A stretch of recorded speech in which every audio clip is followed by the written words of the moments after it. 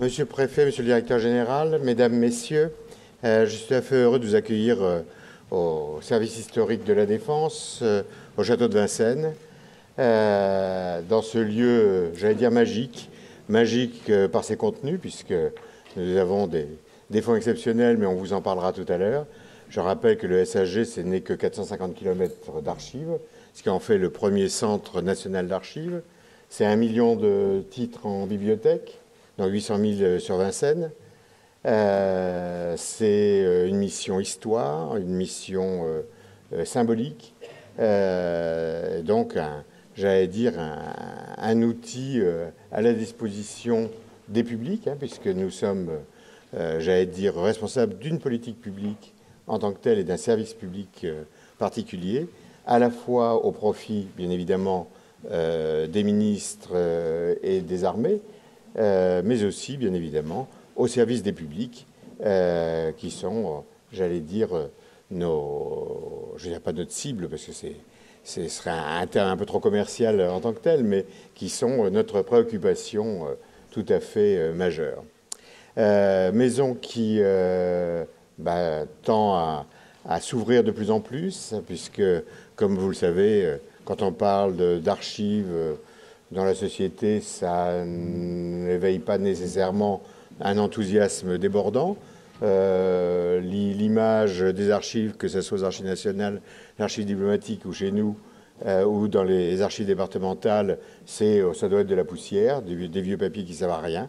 Donc, bien évidemment, je m'inscris en faux, et vous aussi, puisque si vous êtes là, c'est que le sujet, pour vous, est connu, mais c'est vrai que c'est un sujet difficile. Quand en plus on parle d'archives de la Défense, alors là, tous les fantasmes naissent, puisque si c'est archives de la Défense, ça veut probablement dire que tout est secret, qu'on ne peut pas y aller. Et donc, toute notre politique est justement d'ouvrir la maison, d'ouvrir les fenêtres, pas en ce moment parce qu'il pleut dehors, mais d'ouvrir les fenêtres pour justement que tous les publics comprennent qu'en venant au service historique de la Défense, ils sont chez eux.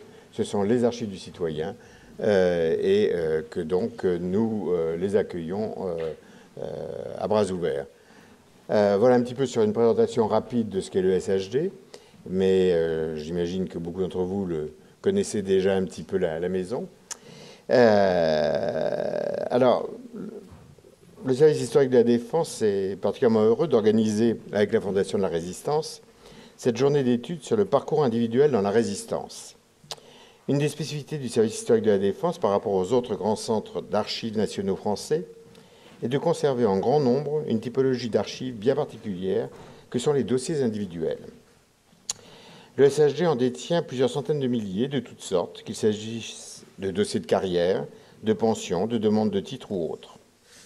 À Vincennes sont ainsi conservés plus de 600 000 dossiers individuels constitués par le Bureau Résistance après la Seconde Guerre mondiale dans le cadre de procédures administratives visant à la reconnaissance des services rendus pendant la Seconde Guerre. Ce fonds particulièrement volumineux est aujourd'hui et de loin le plus consulté en salle de lecture. En moyenne, 600 dossiers par mois, sans compter ceux communiqués à distance sous forme de reproduction. Ce chiffre témoigne à lui seul de l'intérêt porté par notre public à ces archives et aux possibilités qu'elles offrent pour la recherche historique, notamment pour la reconstitution de parcours individuels dans la Résistance.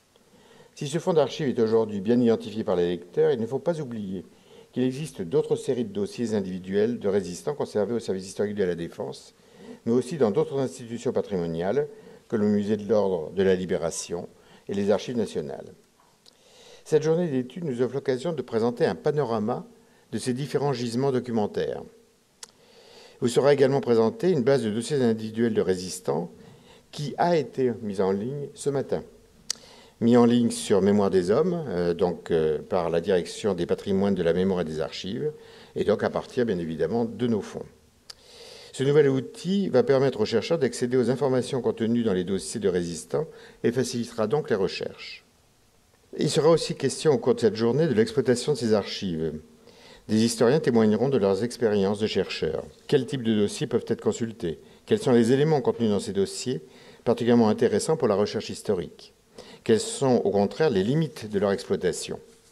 Voilà autant de questions qui seront abordées, qui donneront certainement des idées à certains d'entre vous, et peut-être même des pistes de recherche pour de futurs travaux.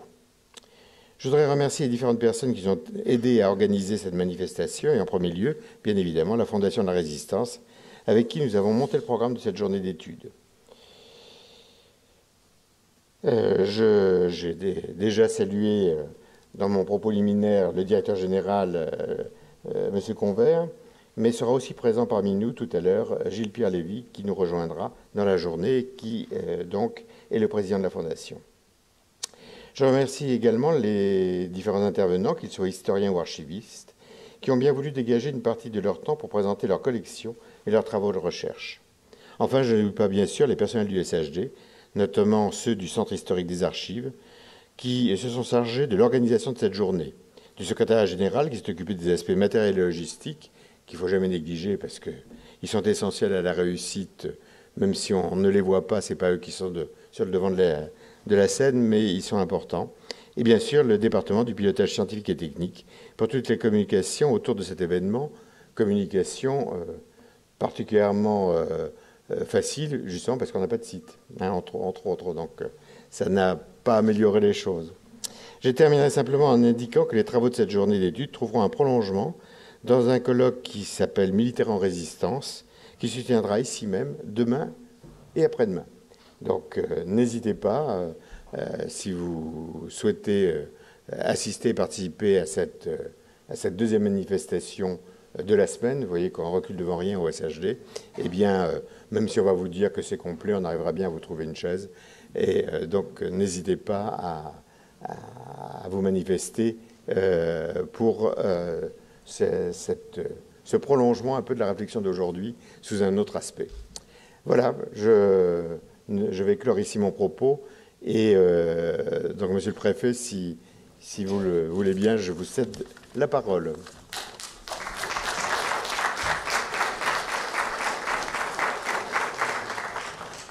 Monsieur le chef du service historique de la Défense, mesdames, messieurs, je ne retiendrai pas longtemps votre attention, mais au nom de la Fondation de la Résistance, de son président qui effectivement va nous rejoindre dans le courant de la matinée, de moi-même et de toutes les personnes de la Fondation qui ont contribué à la préparation et qui vont vivre avec nous tous cette journée, je voulais me réjouir du fait que cette première journée d'études est la concrétisation d'une convention que nous avons signée, non sans quelques lenteurs, au début de l'année.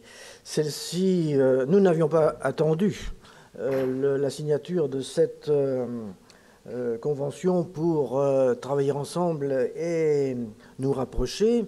Ce dont témoigne en particulier un dossier thématique que nous avions publié dans notre lettre trimestrielle de mars 2017, coordonné à l'époque par Fabrice Bourré et Bruno Leroux, notre directeur historique qui maintenant est parti à la retraite, mais très avantageusement remplacé par Fabrice Grenard, et qui avait été réalisé sur les usages que l'on peut faire des dossiers administratifs conservés à Vincennes dans leur immensité, comme vous venez de le rappeler, Monsieur Leger. Alors les communications d'aujourd'hui sont particulièrement importantes pour nous dans la mesure où elles permettent d'établir et de faire fructifier un dialogue entre les historiens et les archivistes, ce qui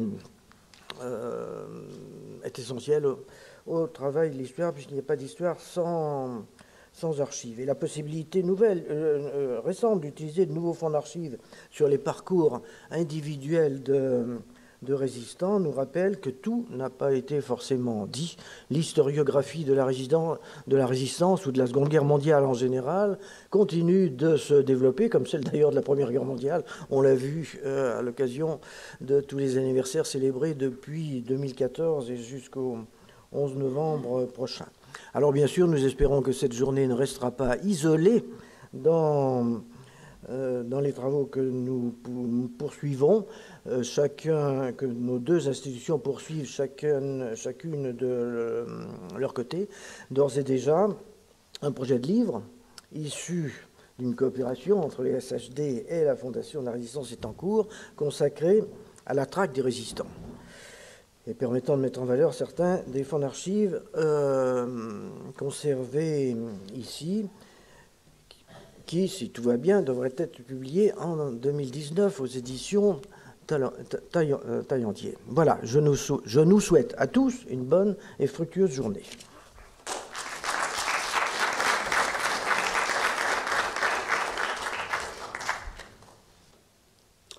Donc, en guise d'introduction à cette journée d'études, je vous propose un tour d'horizon des différents fonds permettant de retracer un parcours individuel dans la résistance, en insistant plus particulièrement sur 2 séries d'archives. La sous-série CESP, donc les dossiers d'homologation conservés ici à Vincennes, ainsi que les dossiers de combattants volontaires de la résistance.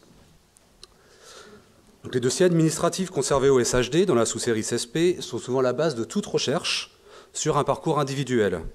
D'autant plus si l'on ne sait absolument rien des lieux d'activité résistantes ou de l'organisation à laquelle l'individu appartenait. Ces dossiers permettent donc d'avoir un aperçu sur l'activité de la personne concernée, de connaître l'organisation à laquelle elle appartenait, les noms de ses responsables, et permettent ainsi une ouverture sur de nouvelles pistes de recherche. Ce fonds comprend environ 600 000 dossiers individuels regroupés en 5 familles. Donc, ces familles apparaissent sur les couvertures des dossiers. Donc, vous avez les forces françaises libres, les forces françaises combattantes, les forces françaises de l'intérieur, les membres de la résistance intérieure française, donc RIF, ainsi que les déportés et internés résistants, le plus souvent extraits des différentes familles précitées. Il faut savoir que les dossiers des FFL et des FFC sont les seuls à contenir des archives antérieures à la libération. Dans les dossiers des FFL, je vous en ai mis un exemple ici, se trouvent des fiches de situation avec des renseignements civils et militaires, quelquefois la photographie, les empreintes digitales, une fiche matriculaire et parfois l'acte d'engagement de la personne concernée. Dans les dossiers des FFC, se trouvent 2 catégories de dossiers, on va dire, ceux des agents ayant été à Londres et ceux qui se sont engagés de France sans avoir quitté le pays. Les dossiers donc, des agents des FFC ayant transité par Londres contiennent des états signalétiques et des services, ce que vous avez, voilà, le premier document, des propositions d'avancement, des ordres de départ, des retours de retour de mission, etc. Pour ceux qui ne se sont pas engagés à Londres, lorsque vient l'heure de la démobilisation, leur chef de réseau remplit ou leur fait remplir une fiche établie par la DGSS, qui a pris le relais du BCRA, sur le modèle de l'état signalétique qui est présenté ici. Et en plus des classiques renseignements d'état civil, l'agent doit donner son nom, ses pseudonymes, son indicatif radio et tout renseignement qui permet de justifier son activité résistante. On y trouve aussi quelquefois des rapports d'activité. Les 3 autres catégories de dossiers, donc FFI, RIF et DIR, renferment des dossiers de demande de droit, des questionnaires remplis par les demandeurs, leurs ayants cause ou par leur chef de résistance, ainsi que toutes les pièces justificatives nécessaires.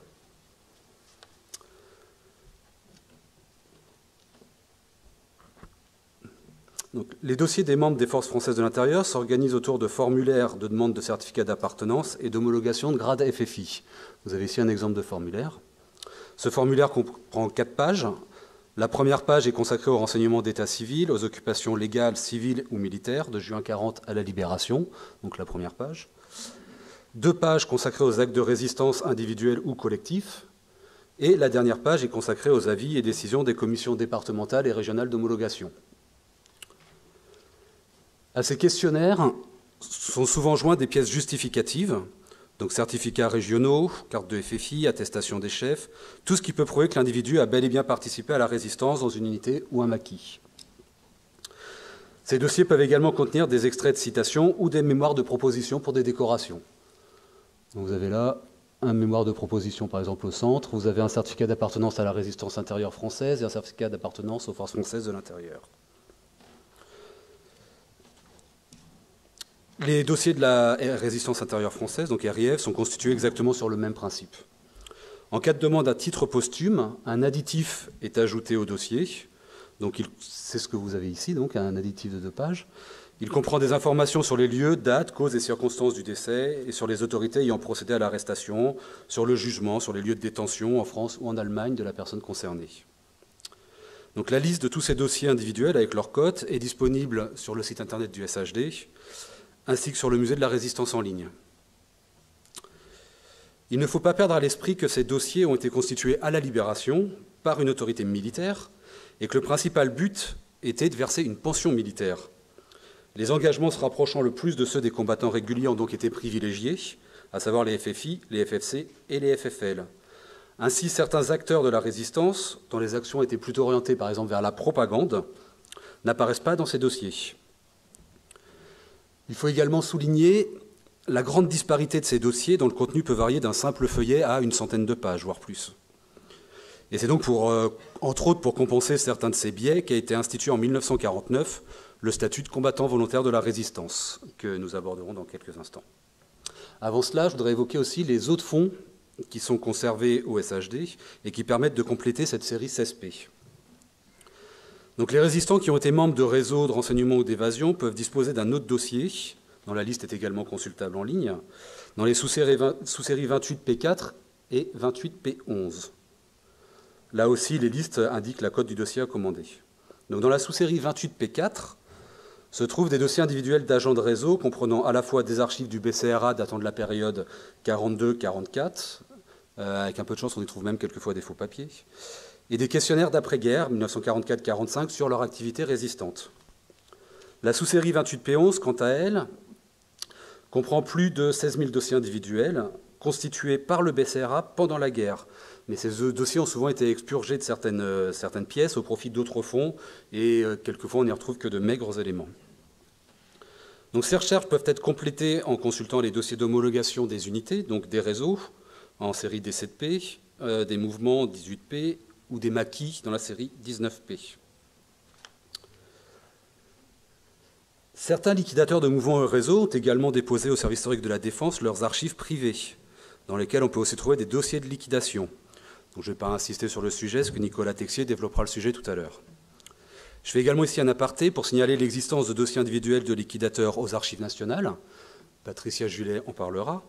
Au musée de la Résistance nationale de Champigny-sur-Marne, qui conserve notamment les fonds de liquidation de l'OS, du FN et des FTP, ainsi qu'à la contemporaine à Nanterre, donc l'ex-BDIC, qui détient les archives du mouvement Tourma-Vengeance. En ce qui concerne les victimes, cette fois-ci de la Seconde Guerre mondiale, je ne vais pas non plus m'étendre sur le sujet, mais le DAVCC à Caen, donc une antenne du SHD, conserve les dossiers individuels des résistants internés et déportés, ayant obtenu la mention mort pour la France, et les dossiers individuels des personnes déplacées, notamment les déportés. Alain Alexandra en parlera également dans quelques instants. Après la série CESP du SHD, donc mentionnée précédemment, l'autre grande série de dossiers individuels est constituée par les dossiers de demande de carte du combattant volontaire de la Résistance.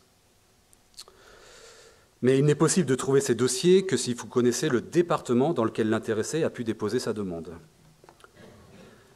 Les dossiers nominatifs correspondant à ces cartes sont selon les cas assez fournis en renseignements sur les activités dans la Résistance et comprennent généralement une ou plusieurs attestations. Donc, outre les éléments d'état civil, le formulaire, dont je vous en ai mis également un exemple ici, comprend des informations sur la situation militaire de l'intéressé après le 17 juin 1940, sa situation civile sous l'occupation, ses blessures, citations, décorations, et surtout un résumé assez développé en général de ses activités résistantes. Ils sont joints un certain nombre de documents, donc les copies d'attestation d'appartenance au FFC ou FFI que l'on trouve dans la série CESP, des citations et parfois des témoignages ou attestations de compagnons de combat. Il faut aussi noter que certains dossiers, comme ceux du SHD, sont vides, malheureusement, et de même que des résistants notoires n'ont jamais demandé la carte de CVR et n'ont donc pas de dossier. Donc, ces dossiers de CVR ont été reversés par les services départementaux de l'ONAC auprès des archives départementales. En ce qui concerne donc les dossiers nominatifs, il existe encore différents types de dossiers que je vais survoler rapidement. On peut citer les archives des forces du maintien de l'ordre, donc notamment tout ce qui concerne rapports de police, de renseignements généraux, de la gendarmerie, des services régionaux de police de sûreté, etc., ou les archives des brigades spéciales pour les archives de la préfecture de police, où on peut retrouver donc des dossiers individuels, les archives des juridictions françaises et allemandes,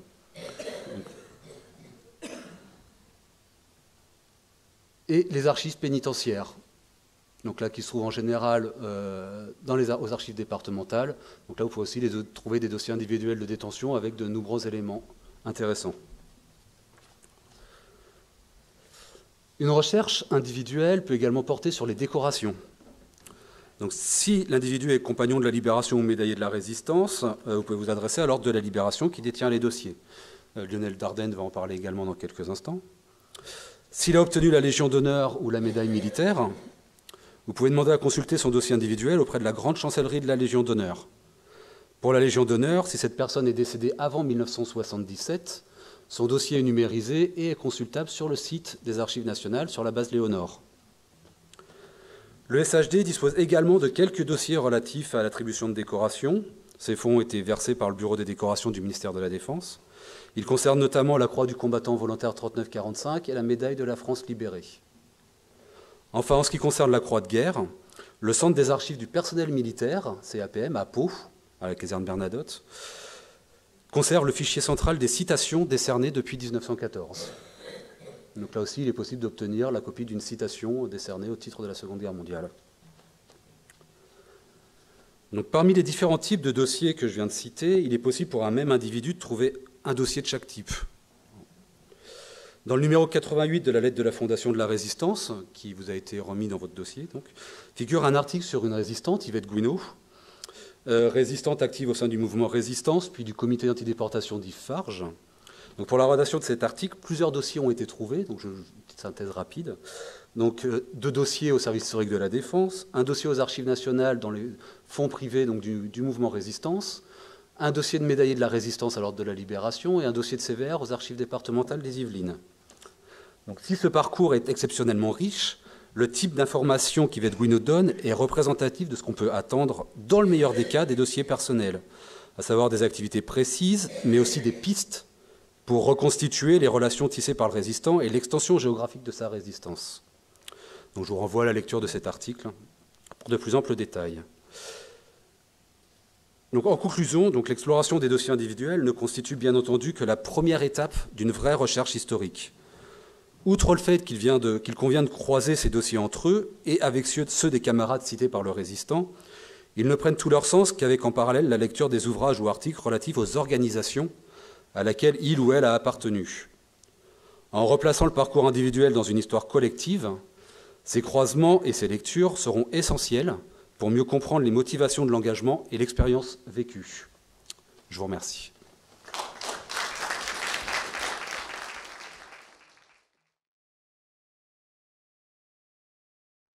Bonjour à toutes et à tous. On va poursuivre cette journée avec une première série d'interventions autour des fonds d'archives. Je remercie encore les organisateurs de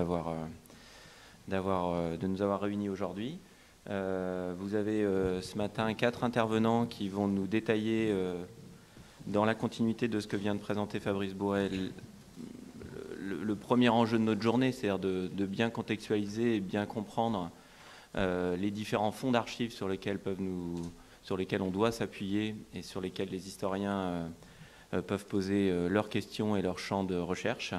Cette journée, vous l'avez vu, est tournée autour des parcours individuels, mais comme l'a très bien souligné Fabrice en conclusion, notre enjeu à tous, c'est de bien cerner ces parcours individuels et de voir comment on peut travailler à la fois à l'échelle de ces sujets résistants et à l'échelle du collectif.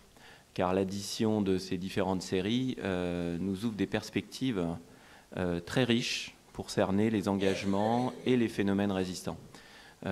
Juste de façon très courte en introduction, avant de vous présenter les différents intervenants et surtout de leur laisser la parole, les enjeux qui nous réunissent aujourd'hui, ce sont des enjeux qui traversent l'historiographie de la résistance depuis le début.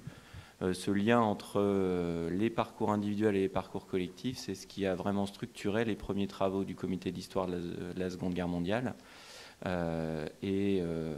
En présentant rapidement cette première table ronde, j'ai en tête un article très riche, méthodologique, de Germaine Tillon, membre de ce comité, ancienne résistante, qui évoquait au tout début de ses réflexions sur les liens entre parcours individuel et parcours collectif des types de destin qu'il fallait relier entre eux, des types de destin qui, loin des grandes séries statistiques ou de conclusions idéales auxquelles il faudrait arriver, concluaient en disant que cette addition de types de destin, cette réflexion sur les types de destin pour ouvrir à des questions collectives, était plus sûr qu'un récit personnel et plus vrai qu'un document pris isolément.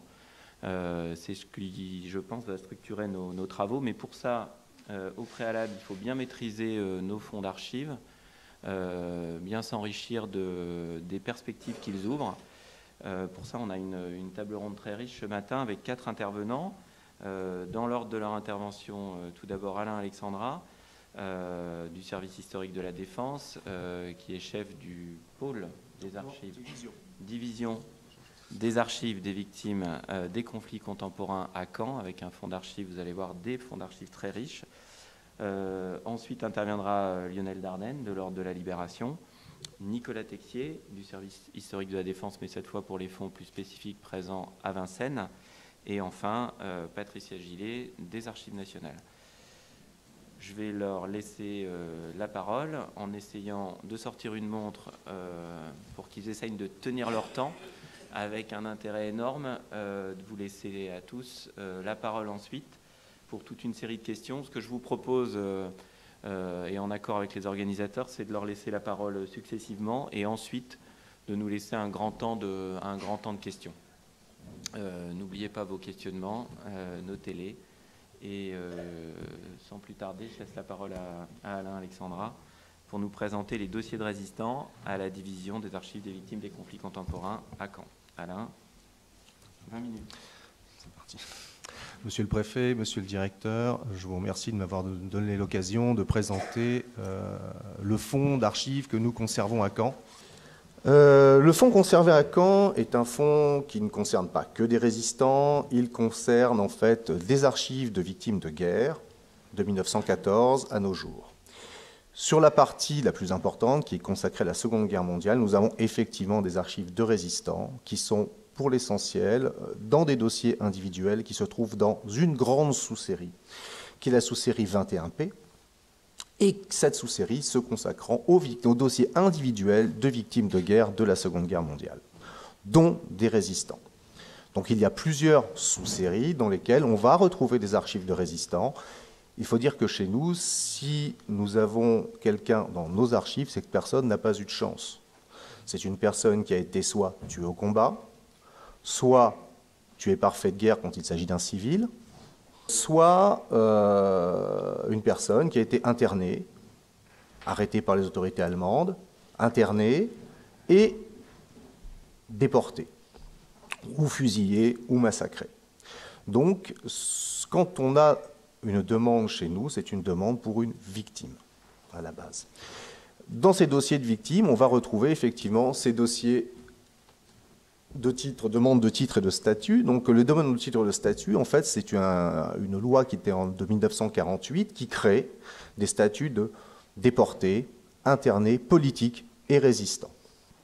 On va s'intéresser particulièrement aux dossiers d'internés et de déportés résistants. Comme vous le voyez, c'est les mêmes dates que la création de la carte du combattant volontaire de la résistance et autres. On est dans cette même nécessité de reconnaissance. Les archives des victimes des conflits contemporains sont au départ des archives du ministère des anciens combattants et victimes de guerre. Donc, elles s'inscrivent dans la mission du ministère des anciens combattants et victimes de guerre, qui est d'honorer, de réparer et aussi de réinsérer dans la vie civile. Là, c'est essentiellement le côté honorer et réparer un préjudice. C'est-à-dire que là, il fallait arriver à trouver un moyen de mettre en avant des gens qui avaient combattu au sein de la résistance, qui avaient été arrêtés par les autorités nazies et qui avaient subi soit un internement prolongé, soit une déportation, soit être fusillés par ces mêmes autorités. Il fallait donc arriver à déterminer dans quel cadre, par exemple, cette personne avait été arrêtée. Est-ce qu'elle avait été résistante, oui ou non? Et c'est là que les archives que l'on a décrites précédemment sont utiles, puisqu'elles viennent en appui de la démarche administrative, mais aussi déterminer si cette personne avait été arrêtée pour des faits de résistance. Il ne s'agissait pas seulement d'avoir été résistant, encore fallait-il, pour obtenir le titre de déporté ou interné résistant, que cette personne ait été arrêtée pour des faits de résistance. C'est là que les choses se compliquent, et c'est là que la mission du ministère des Anciens combattants et victimes de guerre a été particulière et qu'elle avait entraîné, dès 1944, une démarche de collecte de documents tous azimuts. Donc, très rapidement, je vais vous résumer cette collecte parce qu'elle est essentielle à la constitution de ces dossiers statuts.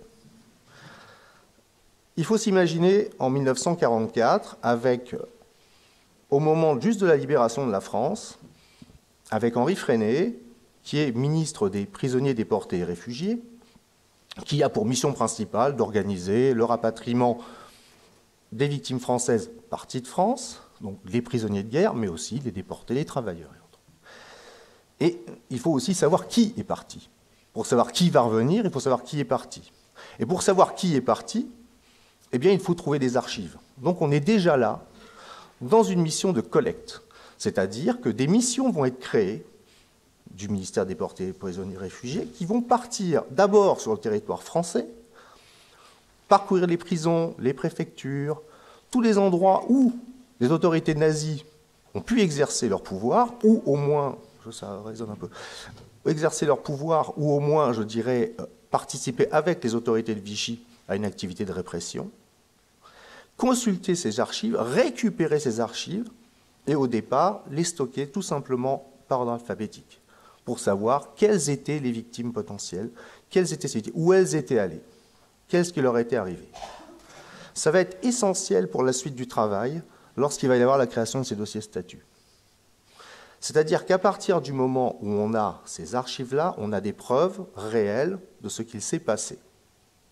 Il faut imaginer que ces archives ont commencé en France, et puis au fur et à mesure, sont arrivés des territoires contrôlés par le Reich. Donc on va avoir des archives qui vont concerner les prisons, on va avoir des archives qui vont concerner les préfectures, ils vont avoir des dossiers de tribunaux allemands, et on va avoir aussi des archives de camps de concentration. Tout cela, au départ, c'était pour identifier. Cette phase d'identification étant faite quelque part, avec la création du titre de déporté résistant et d'interné résistant, cela va permettre d'aller un petit peu plus loin dans la démarche administrative. C'est-à-dire que là, on en arrive au niveau de la preuve. Donc, voilà, quand on voit le type de documents qu'on va avoir, je vous expliquais, il y a effectivement des documents qui sont fournis par les demandeurs. Alors, les demandeurs sont soit, quand la personne est revenue de déportation, le déporté lui-même, ou d'internement, par exemple, soit sa famille. Et donc, ils vont faire une demande, donc ils vont apporter des archives. Donc dans ces dossiers, on va avoir les archives qui sont apportées par donc le formulaire, généralement. Est-ce que ça fonctionne? Ah oui, voilà. Donc ça, c'est le formulaire que l'on retrouve généralement pour partout. Et donc, la demande faite par le résistant, là, dans ces cas-là, c'est la personne elle-même, donc qui va expliquer son parcours, qui va dire ce qui lui est arrivé, donner ses dates d'internement, dire les circonstances, par exemple, aussi, de sa libération. Voilà. On va retrouver aussi les choses qu'elle va amener elle-même et qui sont des attestations. Donc, qui sont soit les attestations, on l'a vu, par rapport à l'appartenance à un réseau, soit des attestations de compagnons de déportation ou d'arrestation. Donc là, c'est les choses qu'on va retrouver dans les dossiers de Vincennes. Donc ces dossiers d'appartenance à un réseau, voilà, et d'autres qui vont être manuscrites, qui vont être faites par ses compagnons.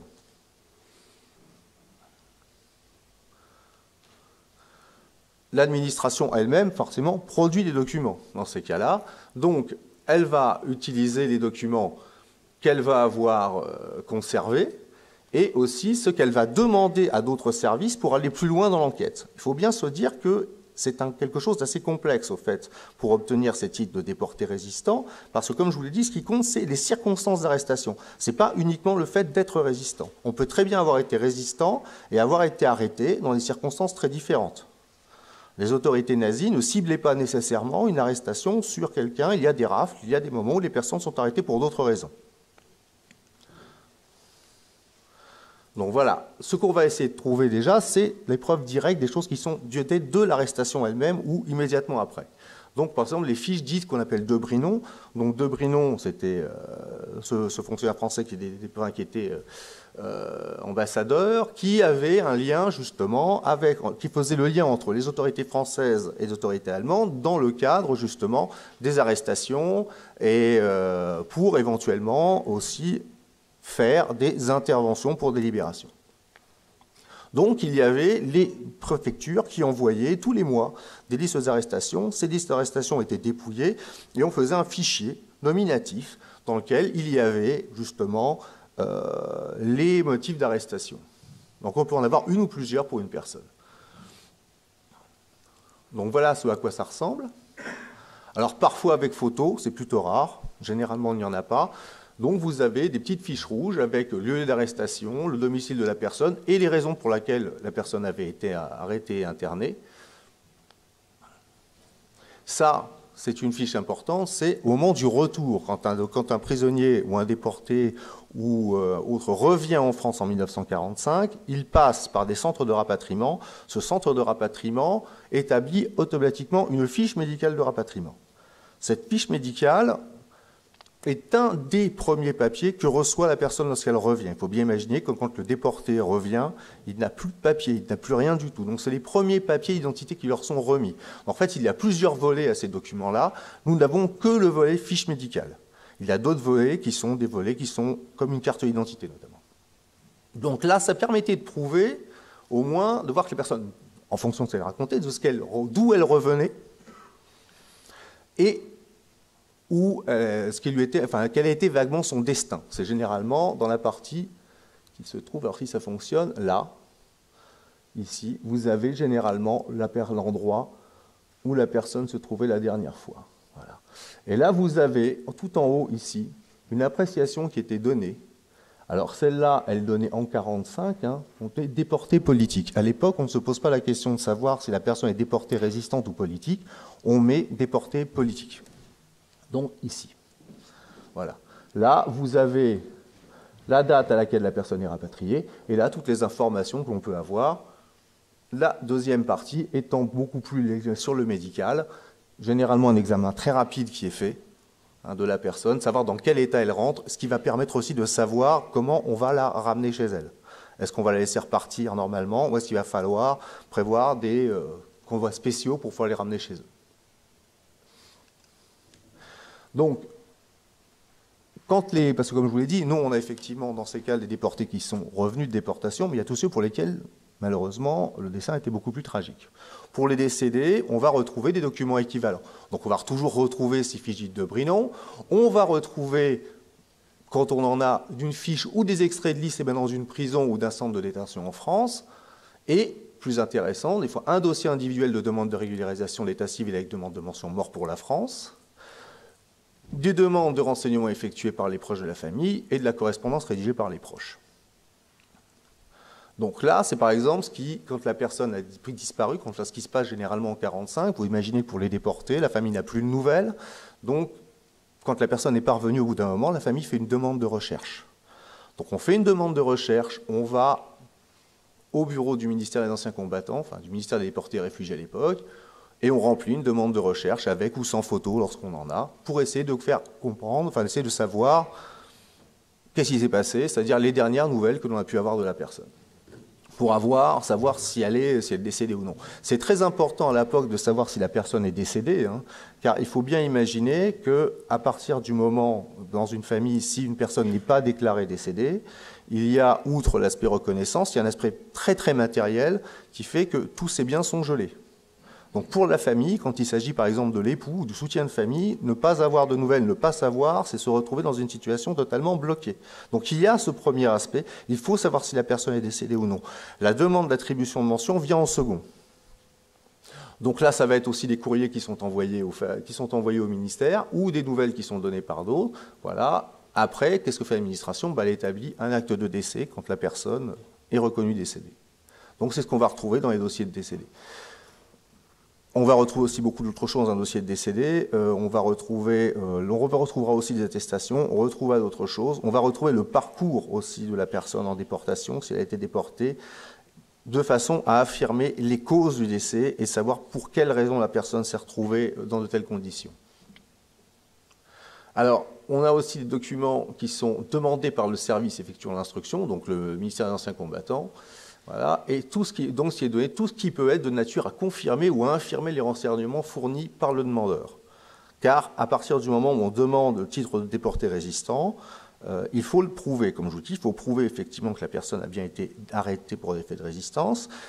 Et il faut donc autre chose que les simples affirmations de la personne. Et quand ce que l'on a dans le fond d'origine ne suffit pas, eh bien il faut poursuivre l'enquête. Donc on va poursuivre l'enquête avec des demandes qui sont faites à des services extérieurs, comme des enquêtes de gendarmerie, des rapports des services de police, de façon à ce qu'il y ait une enquête de proximité qui soit faite autour de sa famille, autour d'anciens camarades de résistance, pour essayer de savoir si, effectivement, la personne a bien été déportée ou arrêtée pour un fait de résistance. Une fois toutes ces... voilà, plus on demande, effectivement, bien entendu, à la Croix-Rouge internationale de faire une recherche, notamment au sein du tout nouveau service international de recherche, pour essayer de trouver toutes les sources manquantes que le ministère ne pouvait ne pas avoir et ce que n'apporteront pas, par exemple, les informations de la gendarmerie ou les informations de la police. Donc, une fois toutes ces preuves rassemblées, le ministère va statuer d'abord au niveau départemental et puis après au niveau d'État, si oui ou non il estime suffisantes les informations fournies et les informations recueillies pour attribuer ou non un statut de déporté résistant. Voilà. Donc, on va aller vite puisqu'il me reste à peine 5 minutes. Donc, le document le plus important pour la famille ou pour le demandeur, c'est celui-là, c'est la décision d'attribution. Voilà. On attribue ou pas. Généralement, quand ça n'est pas attribué, je vous dirais que sincèrement, l'explication fournie est très vague. On dit simplement que la personne ne conditionne pas complètement je dirais, au cadre de la loi, sans aller plus loin. Voilà, ça c'est les fiches de recherche, elles sont très utiles chez nous parce que mine de rien, c'est ce qui nous permet bien souvent d'arriver à avoir un résumé très rapide d'un parcours en captivité ou en déportation. Puisque là, c'est véritablement fait par les services de l'époque qui consultaient toutes leurs archives et qui se faisaient, on n'avait pas d'ordinateur fatalement à ce moment-là, donc faisaient régulièrement des fiches récapitulatives. Voilà. Donc, bon, j'ai pas beaucoup d'autre temps. Sachez que ces dossiers-là correspondent environ à, pour les déportés internes et résistants, environ 60 000 dossiers chez nous, pour ceux qui ont obtenu le titre. Hein. Il y a beaucoup d'autres résistants qui n'ont pas obtenu le titre et qu'on va retrouver aussi dans nos archives. Vous complétez cela avec les dossiers, ce qu'on appelle de la sous-série mort en déportation, qui est en fait faussement appelé comme ça, parce qu'il s'agit en fait de dossiers de régularisation d'état civil de Français morts outre-Rhin, mais qui comprennent bien entendu énormément de déportés. D'ailleurs, ces dossiers-là, généralement, fusionnent et le dossier statut et le dossier de décès. Voilà, parce qu'il fallait effectivement, dans ce cadre-là, dans une mention mort en déportation, fusionner les deux. Voilà, écoutez, je vous remercie. Et puis... Merci beaucoup, Alain. Écoutez, on va enchaîner. On a exploré un grand fond sur lequel on pourra revenir avec vos questions. Et on a ouvert un grand champ de questionnement aussi via l'histoire de la répression. Qui, comme tu nous l'as montré, nous donne beaucoup de documents sur les arrestations et donc sur les actes et sur les engagements. Je vais laisser la parole à Lionel Dardenne et cette fois, avec l'exemple des médaillés, du Fonds des médaillés de la résistance, on va être, je pense, encore plus centré sur les actes de résistance. Lionel, pour 20 minutes. Merci. Monsieur le préfet, monsieur le directeur, merci de m'accueillir au château de Vincennes.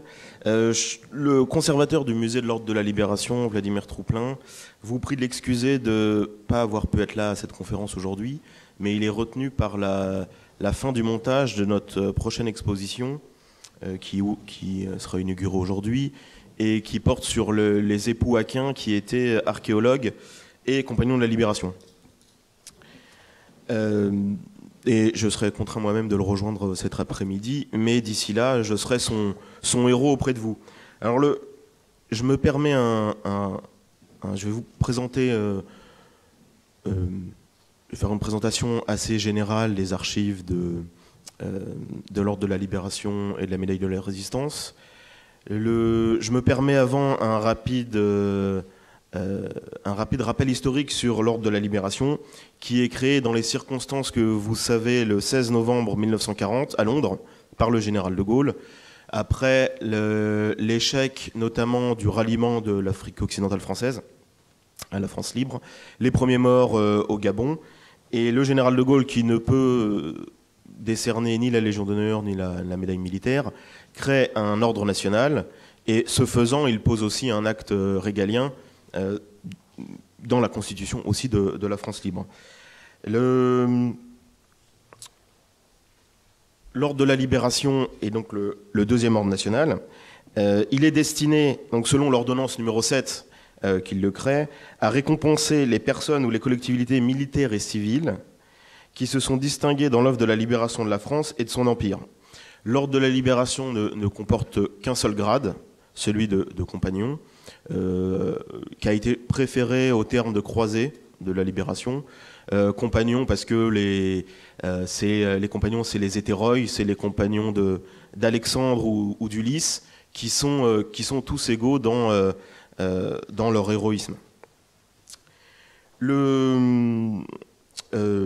Outre le seul grade qui existe, celui de compagnon, il n'y a qu'un seul grand maître de l'ordre, c'est le général de Gaulle, lui-même n'étant évidemment pas compagnon de la Libération.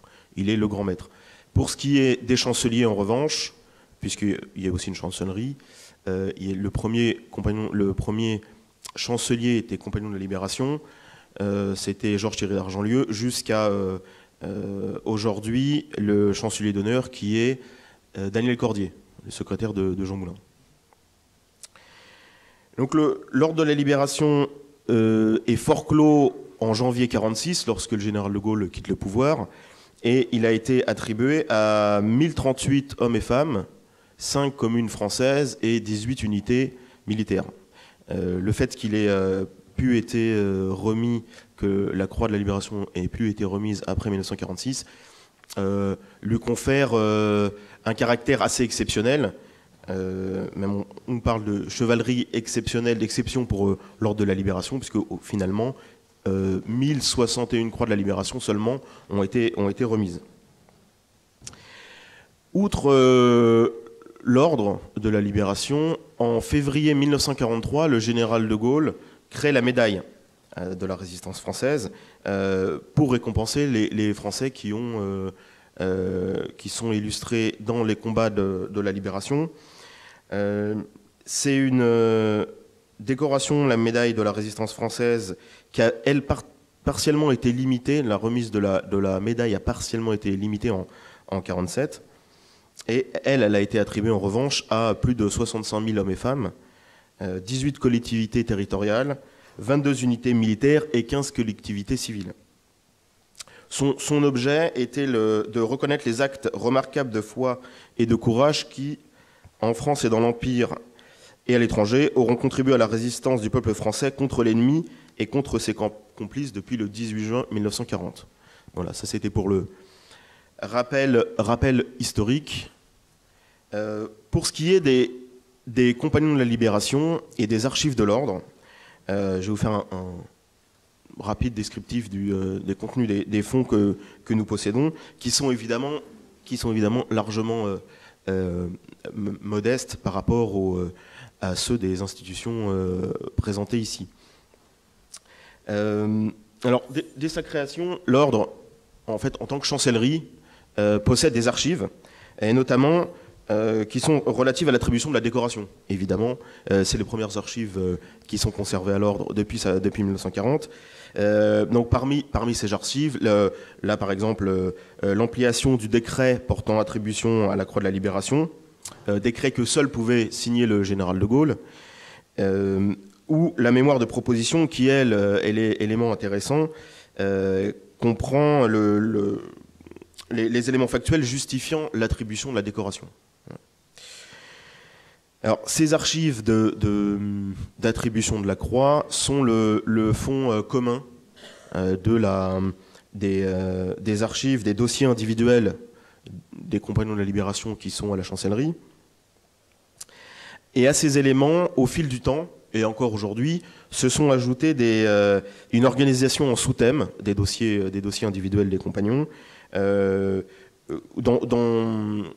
plusieurs chemises dans lesquelles ont été organisées la correspondance. Et c'est assez intéressant puisque c'est la correspondance jusque dans les années 80 des compagnons de la Libération entre eux, puisque avec les chanceliers qui sont compagnons eux aussi, donc les compagnons entre eux sur la remise de la décoration, sur la vie de l'ordre à peu près jusque dans les années 80. Ensuite, il y a eu beaucoup moins de compagnons de la Libération, et aujourd'hui, il en reste 5. Outre la correspondance, nous avons des chemises qui portent sur les renseignements des compagnons de la Libération, puisqu'en entre 48 et 63, des fiches synthétiques de renseignements ont été envoyées aux compagnons ou à leurs représentants quand ils avaient disparu, puisque 700 croix ont été remises à titre posthume. Et c'est souvent, en fait, grâce à ces fiches qui ont été envoyées et qui ont été renvoyées à l'ordre, qu'on a pu établir les éléments de base sur la date de naissance, le lieu de naissance, etc. Nous avons aussi les éléments biographiques, l'acte de naissance, par exemple, parce que c'est pas toujours évident, les états de service des compagnons de la Libération, y compris pour la Première Guerre mondiale, puisque 10% d'entre eux ont fait les deux guerres. Par exemple, Koenig, De Gaulle, Churchill, etc. Nous avons aussi un dossier de presse pour les articles, coupures de presse, que ce soit dans les périodiques, dans les quotidiens. Les interviews, les nécrologies, maintenant évidemment les articles en ligne qui paraissent, puisque on a moins besoin de faire de veille avec les alertes qu'on peut recevoir sur les compagnons. Et un dossier aussi sur les décès et sépultures, puisque l'ordre de la Libération possède un caveau au Père-Lachaise. Donc c'est souvent l'ordre de la Libération qui organise les funérailles. Et comme vous savez sans doute, le dernier caveau vide du Mont Valérien sera destiné au dernier compagnon à décéder. Alors ces dossiers partagent une organisation commune, mais ils sont jamais clos, puisque régulièrement des pièces y sont versées, que ce soit des choses qu'on découvre ou des dons des familles aussi. Les familles qui se débarrassent des souvenirs et qui finissent par donner des cartons entiers d'archives. À toutes ces archives s'ajoutent aussi des archives propres aux compagnons, en fait, qui témoignent de leurs actions dans la France libre, dans la résistance intérieure, et qui constituent pour nous une source primaire de la première importance. Et c'est aussi intéressant pour nous parce que c'est des documents qui rendent compte en amont de l'engagement des compagnons de la Libération et en aval de leur parcours. Alors parmi ces documents, par exemple, on peut citer les correspondances de grandes figures de la France libre comme René Pleven et le général Koenig, les carnets de guerre aussi, par exemple, de Claude Chandon, qu'on peut voir là, de Jacques Hébert, de Marcel Gaffy, etc. Nous avons aussi les logbooks des aviateurs. Alors ici, René Mouchotte, où vous voyez, il a dessiné lui-même le véritable vainqueur de la bataille d'Angleterre, à savoir le Hurricane, où là, vous avez le logbook de Pierre Klosterman, donc l'as des as de la France libre, et c'est, par exemple, comme source primaire, ces logbooks sont de la plus haute importance, parce que comme c'est là où les aviateurs notent leur mission et surtout les ennemis abattus, les avions ennemis abattus ou détruits, endommagés, c'est ça qui fait foi pour ce qui est du problème assez épineux parfois du nombre de victoires. voyez, pour Pierre Klosterman, sachant qu'aucune armée, à l'époque en tout cas, comptait les victoires de la même manière. Parce que vous aviez des fois des demi-victoires, des victoires qui n'étaient pas homologuées, etc., etc.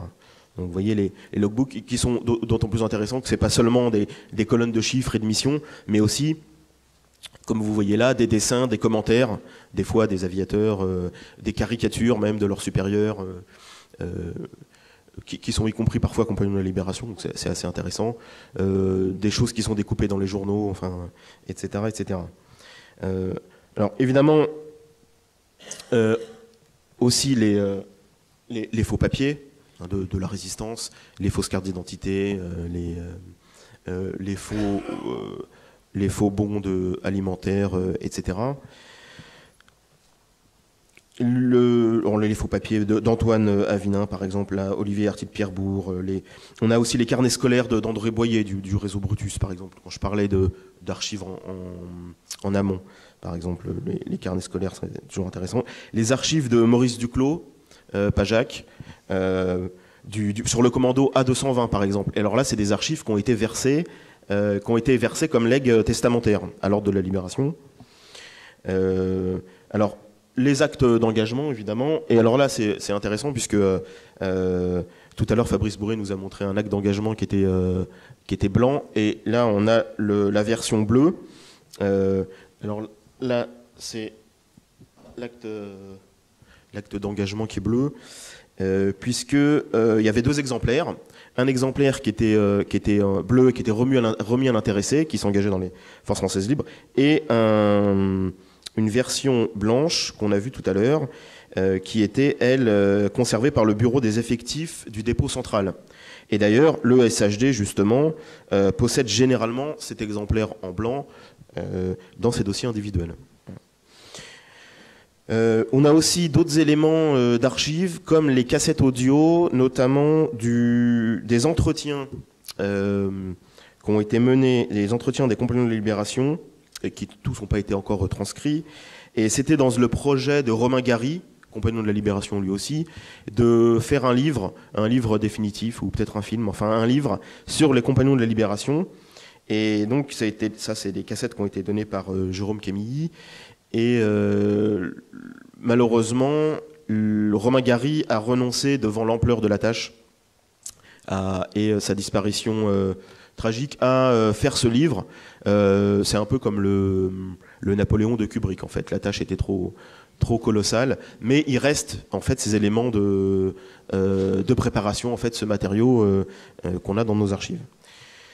Le musée a été parce que l'Ordre de la Libération possède un musée, et cette muséographie, la nouvelle muséographie, puisque le musée a été rénové entre 2012 et 2014, cette muséographie, elle est composée d'objets, évidemment, mais aussi d'éléments d'archives et de documents de l'époque de la guerre qui évoquent le parcours des combattants, comme la dernière lettre de Robert Marchand à sa famille, ça qui a été donné d'ailleurs très récemment à l'Ordre.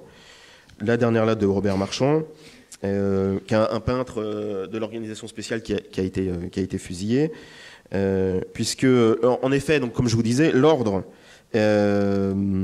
possède un musée l'Ordre est un musée qui gère en fait un centre d'archives. Et ça, je crois, Monsieur le Président, que c'est une problématique que vous connaissez. Donc c'est pas seulement un centre d'archives, c'est en fait surtout un musée. Pour ce qui est alors de la médaille de la résistance française, là c'est tout à fait différent, puisque les dossiers des médailles de la résistance sont beaucoup plus lacunaires. La médaille de la résistance française est rattachée à l'Ordre de la Libération, évidemment, puisque c'est une création du général de Gaulle, et il y a eu une commission nationale de la médaille de la résistance qui a été créée et qui existe encore aujourd'hui, puisque la médaille de la résistance française est encore attribuée. Donc là, les dossiers sont particulièrement lacunaires, et la chancellerie ne détient pour chacun d'entre eux, en fait, c'est une connaissance du coup plus fragmentaire du parcours des médaillés de la résistance par rapport aux compagnons, en fait, qui eux, du coup, même si je vais vous parler du volume de fonds tout à l'heure, mais pour les compagnons de libération, les archives sont suffisantes pour établir des parcours assez détaillés, ce qui est malheureusement pas le cas pour les médaillés de la Résistance. Et pour l'heure, seuls les versements d'archives privées, les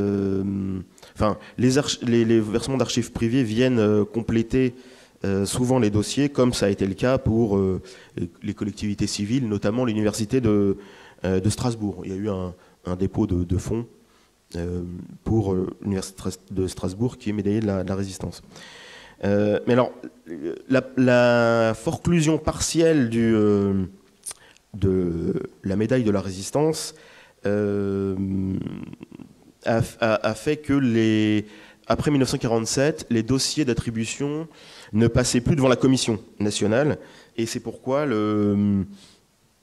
après 1950, la commission perd un peu la trace de beaucoup de dossiers, et il manquerait environ 17 000 dossiers à la commission. 17 000 dossiers, c'est-à-dire près d'un quart des titulaires. Et justement, avec nos partenaires du SHD, de l'ENAC, de la Fondation de la Résistance, nous sommes en train d'essayer de les retrouver et d'essayer de les compléter, en fait, de les localiser, s'ils existent, parce que en plus c'est même pas sûr, mais on essaye de faire au mieux pour pouvoir avoir un fonds, pour pouvoir en fait compléter ce qui manque.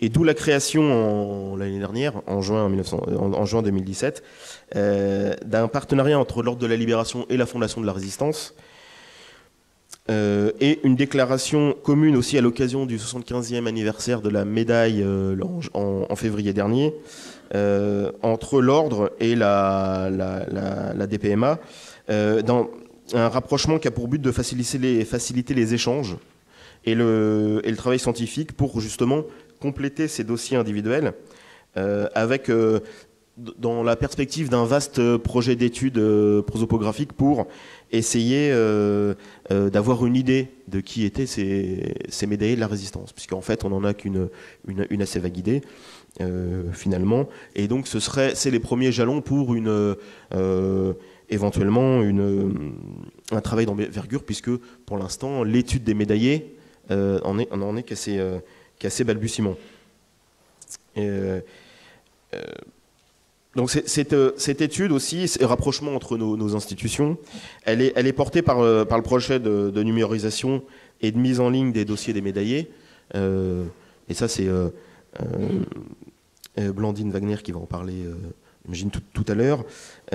Donc en vertu de la convention signée par la DPMA pour le site Mémoire des Hommes.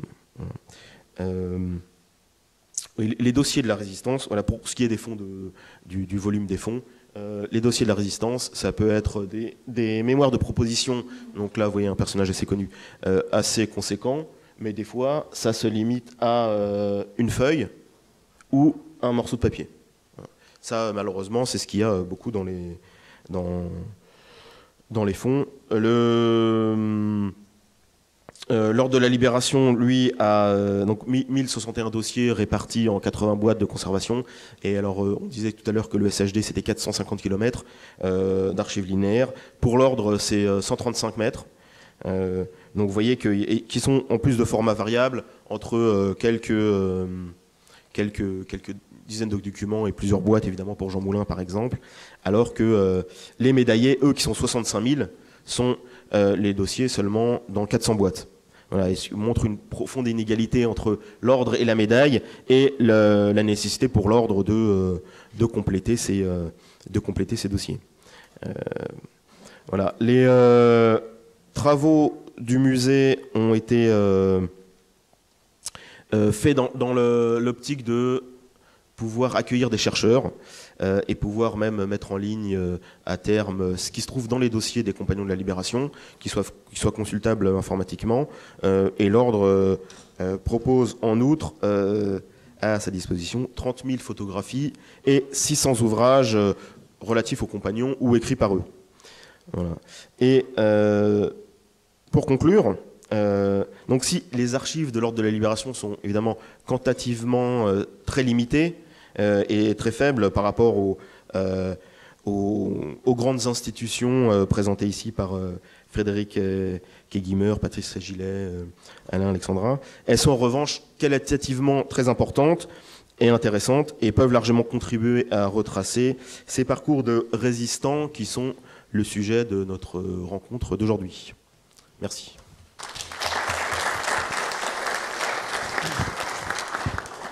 Merci beaucoup Lionel.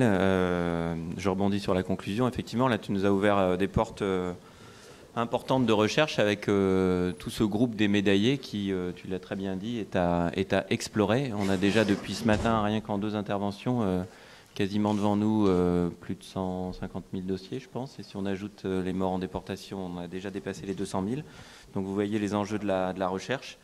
Merci aussi Lionel d'avoir montré que ces archives contenaient énormément de fonds individuels versés et des fonds privés. Et ça, c'est un autre océan qu'on va ouvrir maintenant grâce à 2 interventions, parce que ces archives privées, elles se retrouvent dans beaucoup de lieux, dans des musées, comme tu l'as souligné, et également aussi dans les archives publiques, au SHD en premier lieu, grâce à l'intervention de Nicolas Texier, et puis ensuite avec Patricia aux Archives nationales. Nicolas, merci pour 20 minutes.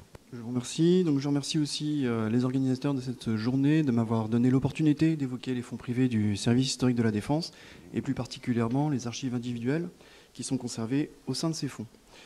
Donc, riches de près de 5000 fonds, les archives privées du service historique de la Défense conservent une proportion notable de fonds concernant la Deuxième Guerre mondiale, compte tenu à la fois du nombre des acteurs qui y furent engagés et de l'importance que le conflit a pu avoir pour l'histoire de la France et du monde. Au sein de ce vaste ensemble, les fonds privés intéressant la résistance sont naturellement bien moins nombreux que les papiers de soldats ou d'autorités militaires. L'obligation du secret et l'absence d'une production administrative expliquent naturellement que les fonds de résistants soient assez rares et aient été plus volontiers produits après-guerre que dans la clandestinité. Plus rares encore sont les fonds qui réunissent des dossiers individuels, ces dernières années ayant cependant vu entrer dans les collections plusieurs fonds d'importance confiés au SHD par des associations dissoutes ou moribondes.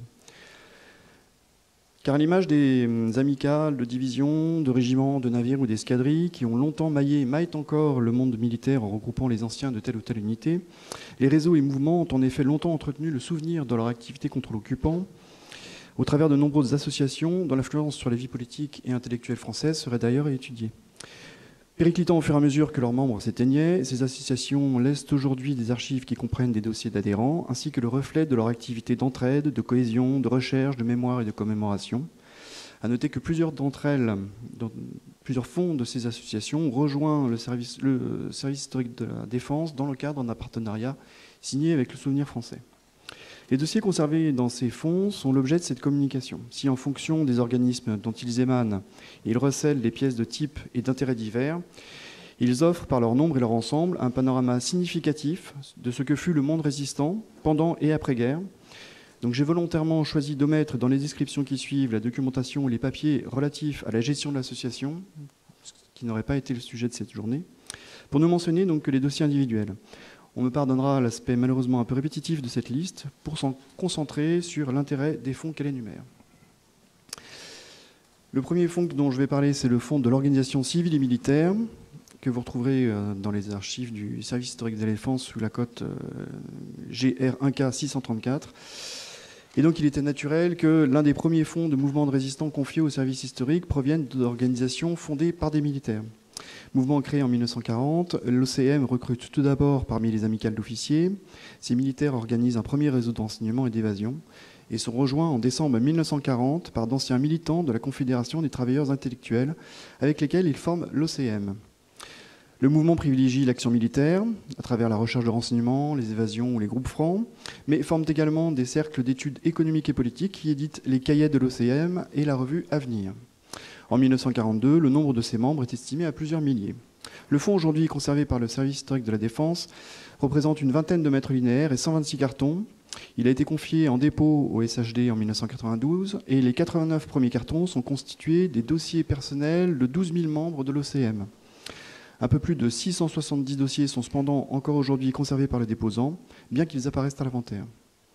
Ces dossiers comportent notamment le témoignage de l'intéressé sur ses actions de résistance, ainsi que sur l'origine de son adhésion. Comme on le verra, l'OCM ne sera ainsi pas la seule organisation à demander à ses membres de justifier de leur qualité de résistant. Et ces récits sont le plus souvent peu connus, même s'il convient, comme avec tout témoignage, d'en user avec prudence. On retrouve également dans les dossiers des lettres de recommandation ou des attestations rédigées par les autorités de la résistance visant à certifier les services contre l'occupant que l'intéressé prétend avoir rendus. Le deuxième fonds que je vais évoquer, c'est le fonds de l'amicale des anciens de l'organisation de résistance de l'armée, qu'on retrouvera au SHD sous la code GR 369, et qui regroupe là aussi des officiers, puisque l'ORA est fondé à la suite de l'invasion de la zone sud en novembre 1942. Il se développe rapidement grâce au cadre de l'armée d'armistice et à l'armement camouflé par ses officiers. Elle reconnaît à l'origine le général Giraud comme son chef nominal et fusionne en février 1944 avec l'armée secrète et l'FTP afin de former la FFI tout en conservant son autonomie. Le fonds de l'organisation a été confié au service historique entre 1986 et 2012, puis est enrichi des archives de plusieurs généraux et amicales qui constituent aujourd'hui une source primordiale pour l'histoire de ce réseau avec 94 dossiers. Outre des papiers de fonction, des rapports, des souvenirs, des essais, de la documentation et des archives d'association, le fonds conserve un seul carton correspondant à des archives de personnel qui contient un fichier des membres de l'organisation réalisé après 1945. J'en passe maintenant au fonds de l'Association nationale des combattants volontaires de la résistance, qu'on retrouvera ici sous la cote DE 2009 PA 128. Créée en mai 1945, l'Association nationale des anciens officiers et sous-officiers de la résistance, donc qui s'appelle au départ ANOSOR, regroupe les anciens combattants volontaires de la résistance. Elle se donne pour vocation la défense de leurs droits et de leurs intérêts, le maintien des liens entre ses membres, le soutien moral et matériel des combattants et de leurs familles, ainsi que le respect des lieux de mémoire et de la résistance.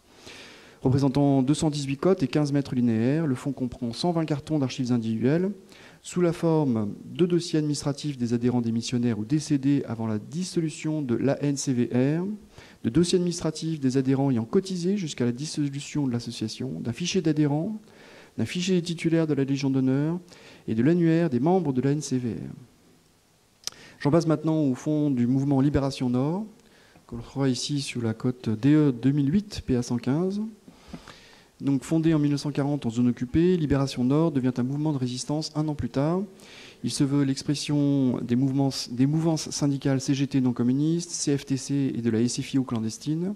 Ses actions principales sont tout d'abord l'édition du journal Libération, l'animation de réseaux de renseignement comme Phalanx, ETLR, Cahors, Asturies et Brutus, l'organisation de la filiale Police et Patrie, la lutte contre le STO ainsi que le noyautage des administrations publiques, de la SNCF, de l'EDF et des organismes de sécurité sociale.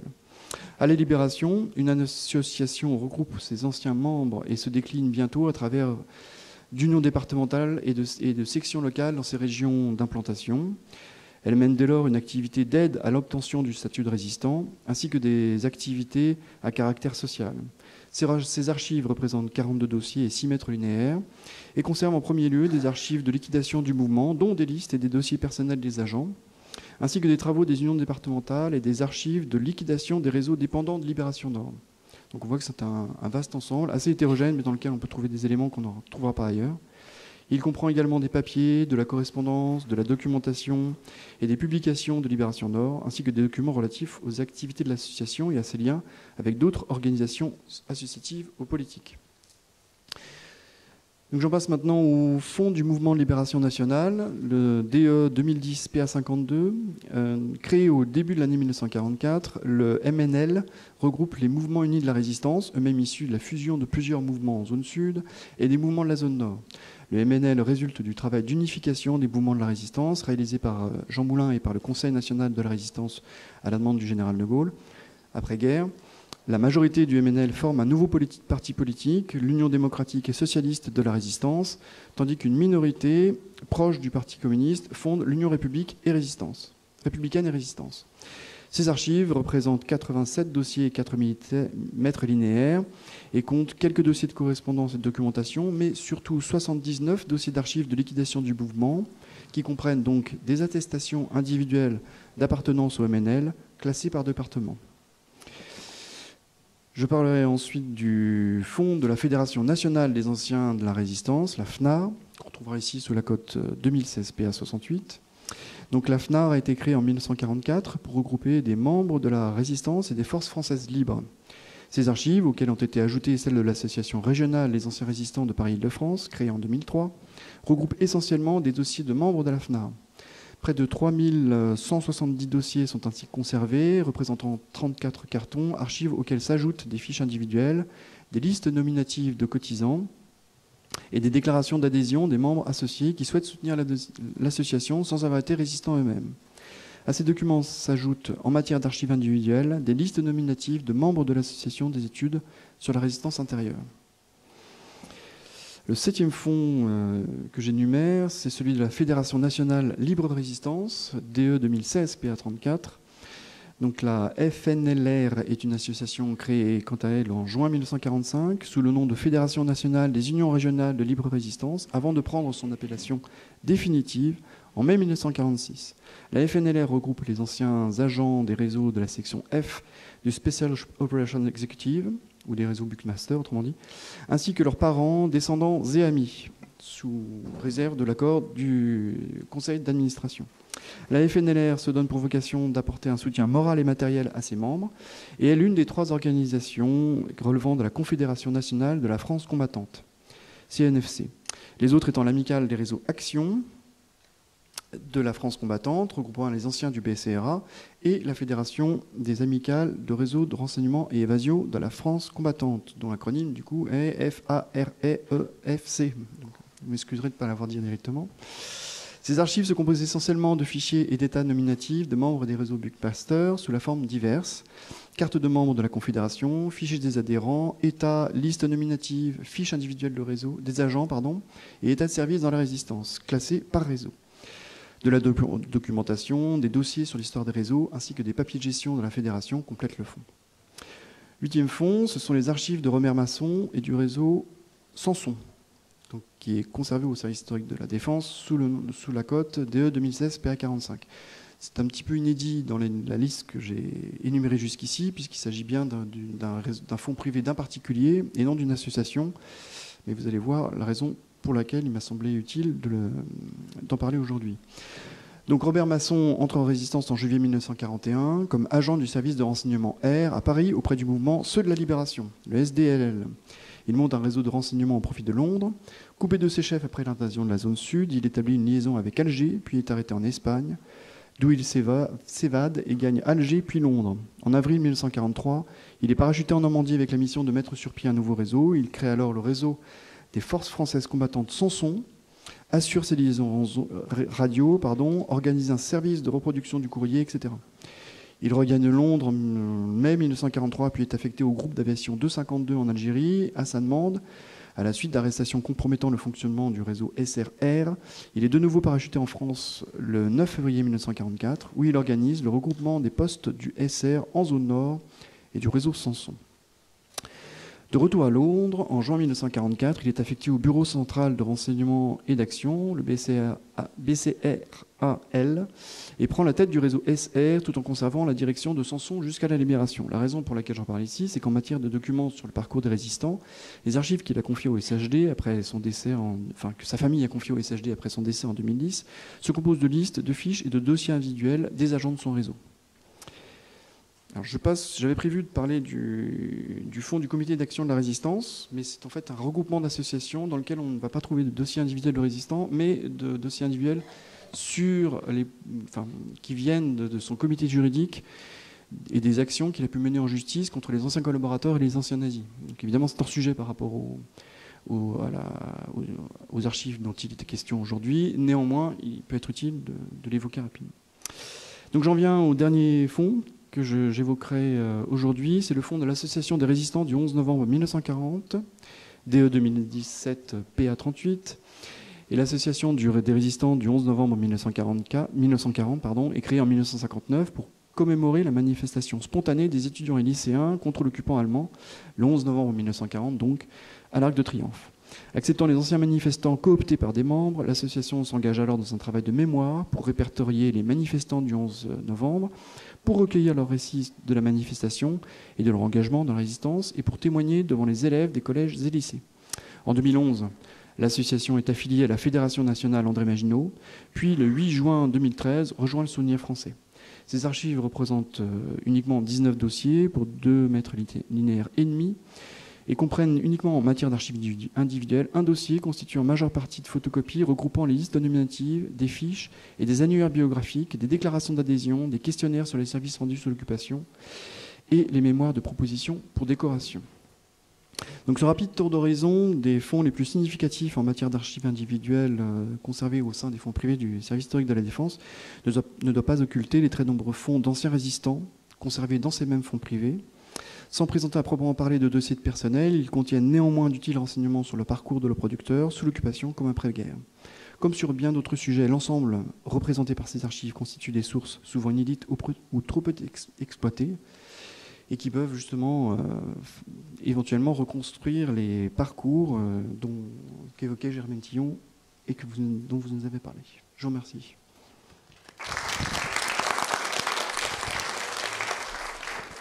Merci beaucoup, vraiment. Vous voyez, je parlais d'Océan, Aura, OCM, Libénor, le MLN, une grande partie des réseaux britanniques Buckmaster, des réseaux du BCRA, sans parler, je rebondis sur votre conclusion, de l'ensemble des fonds privés, ce qui rejoint aussi les conclusions de Lionel tout à l'heure sur l'ampleur de ces fonds individuels. Là, il y a beaucoup d'archives et beaucoup de questionnements à soulever pour notre problématique entre parcours individuel et parcours collectif.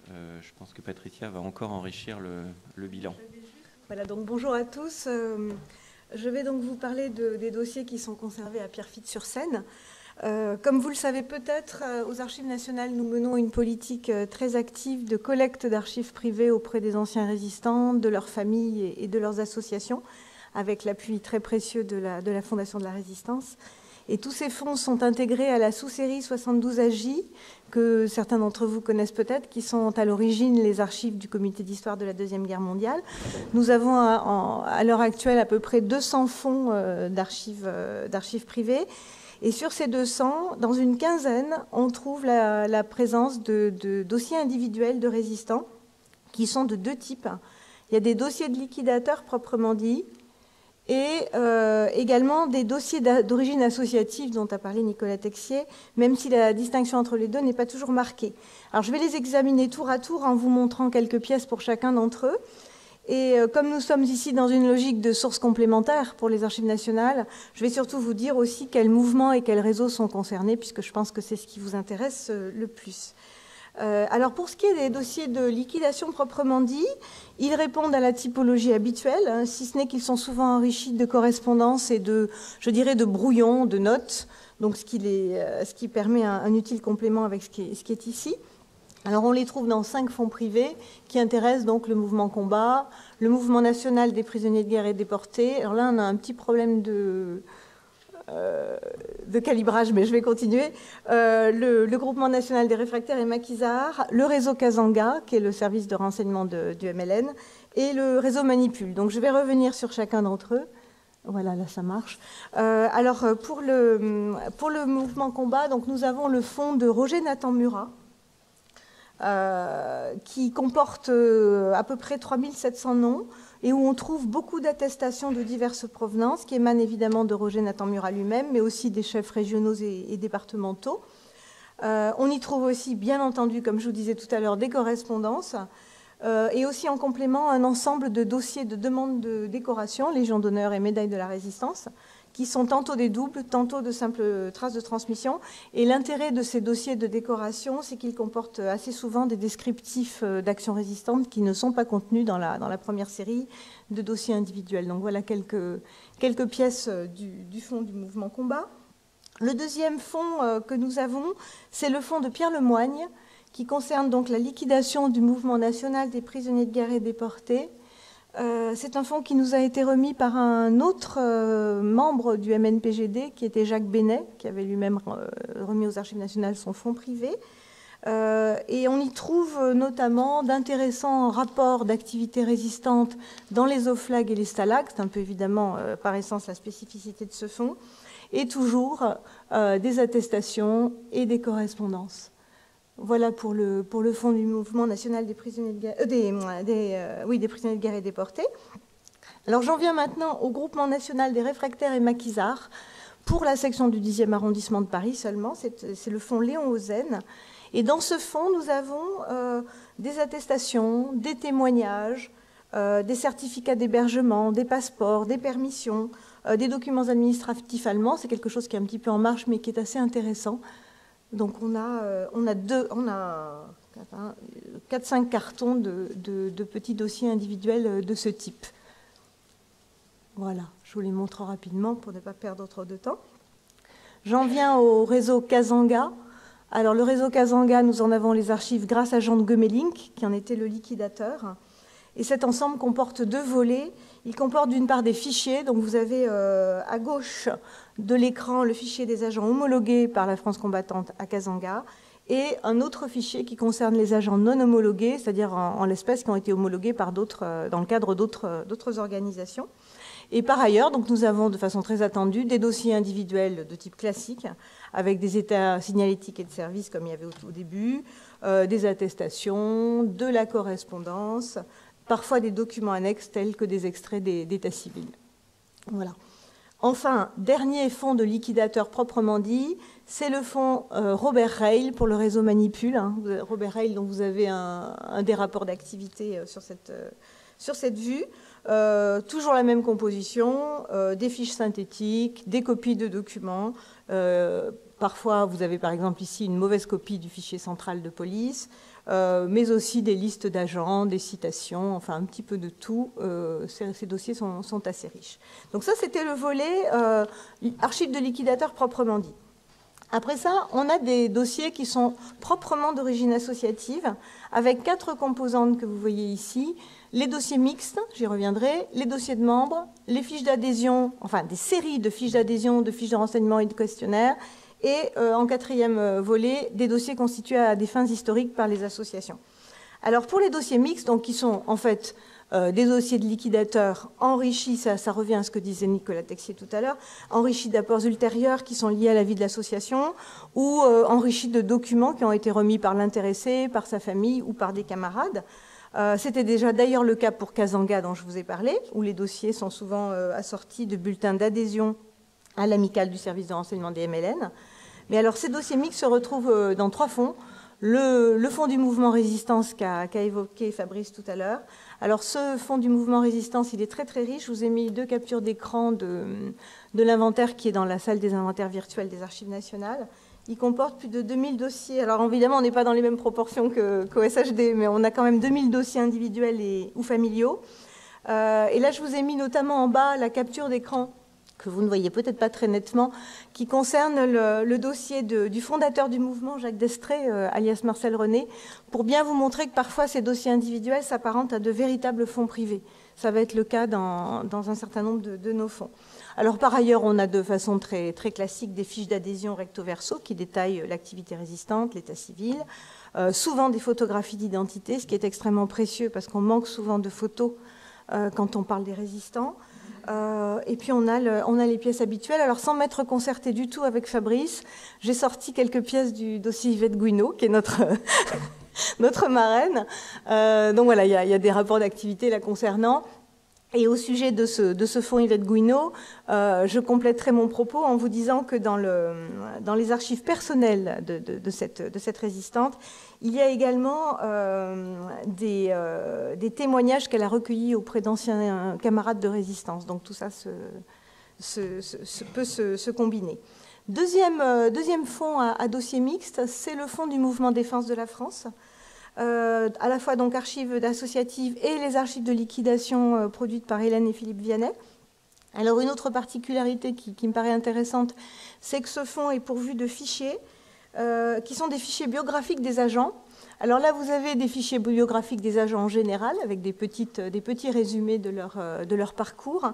Et vous avez aussi, plus nourri, le fichier des agents décédés, fusillés, morts en déportation, qui donne les principales références concernant les intéressés. Alors par ailleurs, je vous ai préparé quelques petites pièces de 2 dossiers. Le dossier d'Isaac Nadel, disparu à Auschwitz, avec son certificat d'appartenance à la résistance intérieure française, une attestation de Philippe Vianney et son extrait d'acte de décès. Et d'autre part, quelques pièces concernant le frère de Philippe Vianney, Hubert, qui lui est mort aussi en déportation au camp d'Oranienburg. Alors là, on a aussi des pièces officielles dans ce fonds, des mémoires de proposition, là je crois que c'est le cas pour la médaille de la Résistance, une attestation de son frère, et on a aussi des choses qu'on attendrait moins dans des dossiers individuels, qui est un récit par Philippe Vianney de la mort de son frère. Donc là, on est sur une dimension plus personnelle. Voilà. Enfin, troisième gisement de dossiers mixtes, c'est le mouvement franc-tireur. Ce sont des documents qui nous ont été remis par les anciens de francs-tireurs. On a là exactement la même physionomie, des mémoires de proposition pour l'obtention de décorations, des attestations, des correspondances, des propositions de citation. C'est toujours la même chose. Mais les dossiers sont plus riches que ce que je vous montre ici. Je vous ai fait simplement une petite sélection. Alors la deuxième composante de ces dossiers d'origine associative, ce sont les dossiers de membres proprement dits. Ils concernent là encore trois organisations. Alors on a l'amicale des réseaux Action de la France combattante qui a été évoquée tout à l'heure. Dans ce fonds, on a environ 4800 dossiers individuels qui comportent le formulaire de demande d'adhésion, la carte rose de membre qui comporte la date de naissance, le pseudonyme, la date de décès, qui précise le cas échéant les ayants droit, ce qui peut être intéressant, et les décorations obtenues. Et puis on a également de la correspondance, des témoignages, des CV éventuellement, parfois des photographies. Je vous ai sorti ici quelques pièces du dossier de Jacqueline Perry d'Alincourt, donc vous voyez sa demande d'adhésion, on a vu ses cartes d'adhérente, un rapport sur ses activités, des correspondances. Là on est vraiment plus dans un fonds privé quand même, et son CV. Alors, deuxième organisation à présenter des dossiers de membres aux Archives nationales, c'est l'organisation des fonctionnaires résistants, qui est une association qui a été fondée en octobre 1944 et dont le secrétaire général était Jean Gouin, ce qui explique qu'on retrouve ces dossiers individuels de l'OFR dans les archives de Jean Gouin. Elle était chargée notamment de faire valoir les droits des anciens fonctionnaires résistants et elle était divisée en sections ministérielles. Et c'est dans les dossiers de ces sections ministérielles qu'on trouve les dossiers. Alors là, il y en a une toute petite quantité, puisqu'ils ne sont que 55, qui sont souvent assez minces et dénommés cas individuels, dans la logique de l'OFR. Je vous ai sorti ici des pièces qui concernent Roger Spitz, qui était un agent P1 du réseau NAP, et qui a été reconnu comme passeur bénévole. Donc on a quelques informations le concernant. Et on a également dans ces archives de l'OFR l'écho de leur section en Allemagne, pour les résistants qui se trouvaient en Allemagne après-guerre. On a par exemple dans ce fonds le dossier personnel de René Geoffresse, l'ancien Français libre. Voilà, donc ça c'est le deuxième. Et enfin, je terminerai par une association qui n'est pas forcément connue, qui est l'association des journalistes résistants, qui a été fondée au début des années 50, où on trouve des dossiers de membres effectifs ou simplement pressentis. Là, par exemple, on a des documents, correspondances et demandes d'adhésion qui se réfèrent à Paul Hutin-Degré, qui est l'ancien patron d'Ouest France. Donc là, on a sa demande d'adhésion, encore intérêt de la photo d'identité qui apparaît là. Donc ça, c'était la deuxième composante des dossiers d'association. J'en viens à la troisième, qui sont des séries de fiches d'adhésion ou des séries de fiches de renseignement et de questionnaires. Et il y a un fonds sur lequel je voudrais vraiment insister, qui est celui de l'Association nationale des résistants de 1940, parce qu'on dispose pour cette association d'un carton entier, qui est un carton d'IMAP, donc assez nourri, de fiches d'adhésion, qui sont parfois accompagnées de documents annexes, tels que des rapports d'activité, des attestations de résistance, la plupart du temps de photos d'identité, et qui portent les signatures de 2 par 1. Et évidemment, je n'insiste pas sur le fait que c'est un fonds extrêmement précieux pour évaluer les entrées en résistance précoce, et notamment suivre l'engagement de familles entières, qu'on retrouve membre après membre dans le fichier. Là, je vous ai présenté 4 fiches, celle de Denise de la Bardoni, celle du sculpteur René Hichet, qui est pourvue d'un parrainage explicite de Germaine Tillon, et également Lydia Lipski et Georges Rousseret. Et donc, on a tout un ensemble qui serait vraiment intéressant d'étudier de façon globale. Voilà. L'autre réseau qui est concerné par ces séries de fiches et de questionnaires, c'est le réseau franco-polonais F2, sur lequel nous avons par ailleurs d'autres archives. Mais là, nous avons un ensemble qui a été remis par Paul Letimourou de fiches de renseignements concernant les agents déportés et rapatriés, de questionnaires signalétiques et de fiches d'identification. Donc là aussi, par leur regroupement, ces fiches sont intéressantes. Et j'en viens à la dernière partie de mon propos, les dossiers constitués à des fins historiques par les amicales, dans lesquelles donc, les documents vont être de nature différente. Elles concernent deux réseaux, l'amicale Brutus-Boyer et les anciens du réseau Jacques Fitzroy. Alors pour l'amicale, je vous ai mis simplement des captures d'écran, vous pourrez aller voir l'inventaire si ça vous intéresse.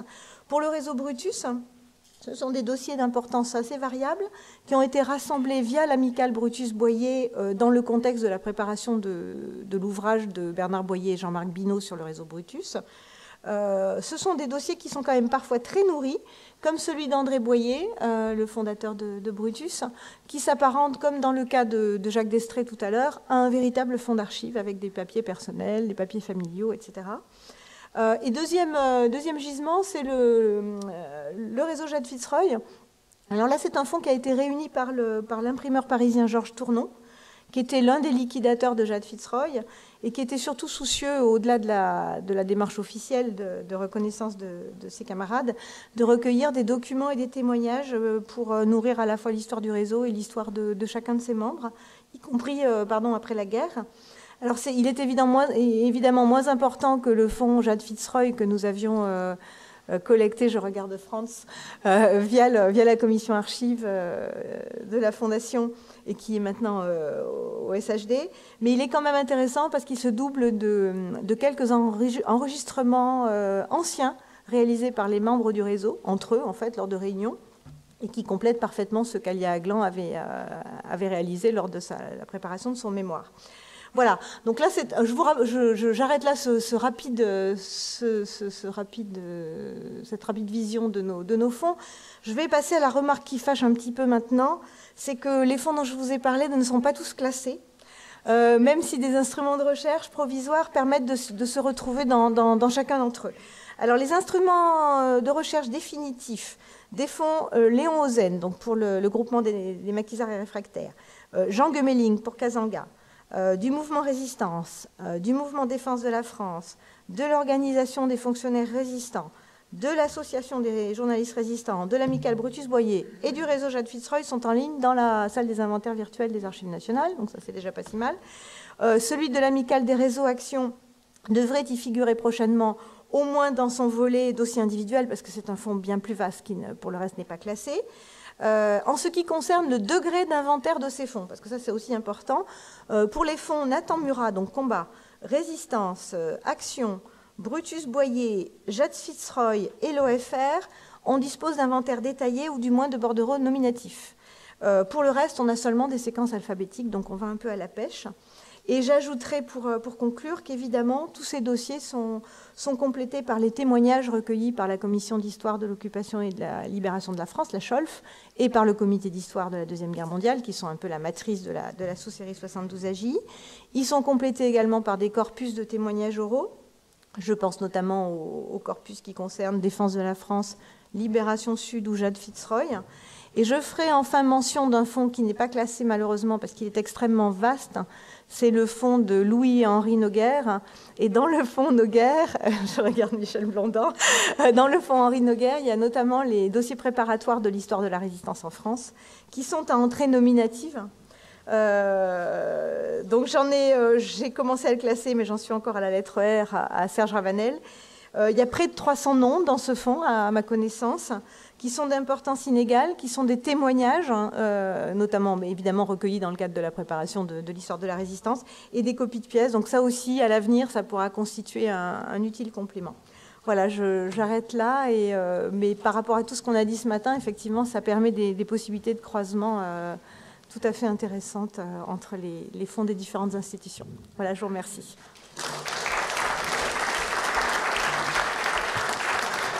Merci beaucoup Patricia. Vous avez eu, grâce à nos 4 intervenants, un très très large panorama qui ouvre beaucoup de perspectives.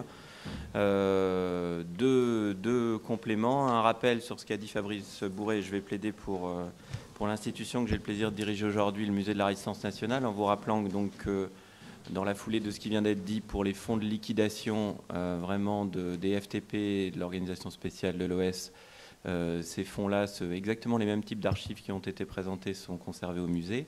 Et puis qu'on pense dans nos réflexions et dans les questions et les points qu'on va échanger ensemble, et je vais vous laisser la parole, qu'on pense à tout le réseau des archives départementales et au fond des correspondants du comité d'histoire de la Deuxième Guerre mondiale. On a commencé la journée en rappelant le rôle du comité d'histoire au tout début de cette historiographie. Et pour en avoir travaillé plusieurs, les fonds des correspondants, j'ai en tête l'exemple du Nord-Pas-de-Calais, les fonds, notamment l'Hermite, sont d'une richesse incomparable sur les parcours individuels qui nous réunissent aujourd'hui.